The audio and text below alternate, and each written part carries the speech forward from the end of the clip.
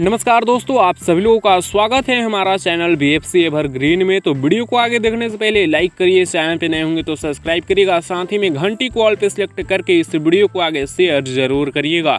दोस्तों, आज की इस वीडियो में हम आप लोगों को बताएंगे भोजपुरी इंडस्ट्री के रॉक स्टार कहे जाने वाले सिंगर रितेश पांडे के फर्स्ट फिल्म के बारे में, यानी कि इनका पहला फिल्म कौन सा है, किस फिल्म से डेब्यू किए थे, उस फिल्म के बारे में बताएंगे। तो वीडियो में लास्ट तक बने रहिएगा। दोस्तों, अगर आप रितेश पांडे के फैन है तो इस वीडियो को लाइक करिए, चैनल को सब्सक्राइब करके इस वीडियो को ज़्यादा शेयर करिएगा ताकि हर रितेश पांडे के फैंस तक ये वीडियो जा सके। वैसे दोस्तों, बात की जाए रितेश पांडे के बारे में तो इनका काफ़ी ज़बरदस्त आवाज़ है और रॉक स्टार सिंगर कहे जाते हैं।